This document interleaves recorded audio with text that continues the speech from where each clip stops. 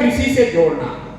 जितने लोग की जमीन है, ज्यादातर लोग जो जमीन का मालिक है वो खेती नहीं कर रहा, उसको मजदूरी नहीं मिल रहा।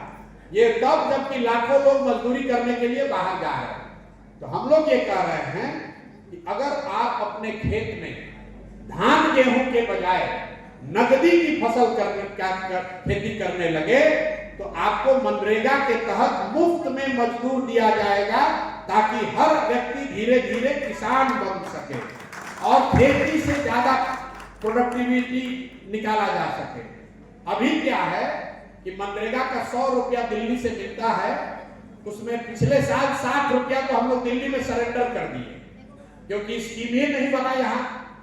और जो 40 रुपया आया उसमें जो आप भ्रष्टाचार की बात कर रहे थे, 40% उसमें कमीशन ले लिया। आप अंदाजा लगाइए, अगर 10,000 करोड़ रुपया मनरेगा का जो पैसा दिल्ली में है उसको लेकर आया जाए और उससे कृषि से मनरेगा के मजदूरों को कृषि को दे दिया जाए तो चोरी रुक जाएगी, क्योंकि जिस किसान को आप मजदूर दीजिएगा उससे काम कराएगा।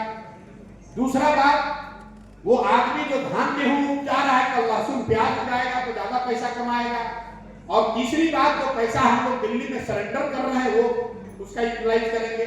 और सबसे महत्वपूर्ण बात, जो कृषि आधारित मजदूरों का पलायन है, जो 10-20 लाख मजदूर हरियाणा पंजाब के खेतों में काम कर रहे हैं, वो हरियाणा पंजाब के खेतों में नहीं बिहार के खेतों में काम करेंगे, उससे बिहार का बड़ा फायदा है।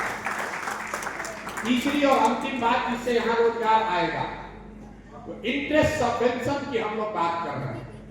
मतलब आपको जो रोजी रोजगार करने के लिए, बिजनेस व्यापार करने के लिए पैसा आप लेते हैं, अभी उस पर आप लोन पर ब्याज दे रहे हैं 10 से 12%।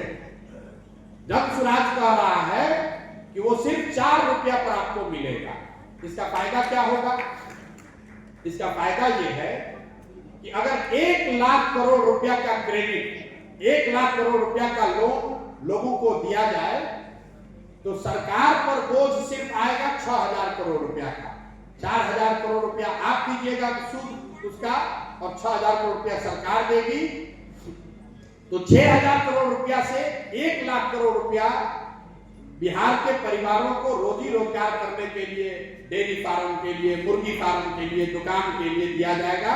और इसको हम लोग सिर्फ महिलाओं के लिए करना चाहते हैं। गुजरात में सबसे पहले तरक्की तब आई जब ऑपरेशन फ्लड के तहत अमूल का, जिसका आप नाम सुने हैं, घर घर में महिलाओं को गाय और भैंस पालने और 20 लीटर का दूध का लक्ष्य रखा गया कि 20 लीटर दूध अगर हर परिवार से बिकने लगे तो लोगों के पास आमदनी होने लगेगी। जब महिलाओं को आमदनी हुई, उन्होंने अपने बच्चों के पढ़ाने पर उसको खर्च किया, उससे वहां गुजरात में तरक्की हुई है। तो हम लोग चाहते हैं कि कम से कम 1 लाख परिवार को हर साल, 1 लाख परिवार में महिलाओं को ये 4% ब्याज पर पैसा दिया जाए, ताकि लोग अपना रोजी रोजगार कर सके, अपने बच्चों को बढ़िया खिला सके, पढ़ा सके। ये 3 चीज अगर किया जाए, पूंजी की उपलब्धता, मनरेगा को कृषि से जोड़ना और तीसरा महिलाओं को सस्ते दर पर लोन उपलब्ध कराना, तो बड़े पैमाने पर इसमें रोजगार सृजित होगा, लोग अपने अपने पैर पर खड़े होंगे, कंजम्पशन बढ़ेगा, पूरी इकोनॉमी बढ़ेगी। तो ये 2 बातें हम लोग कह रहे हैं शिक्षा और रोजगार के लिए। अब इसमें और दूसरे में क्या फर्क है?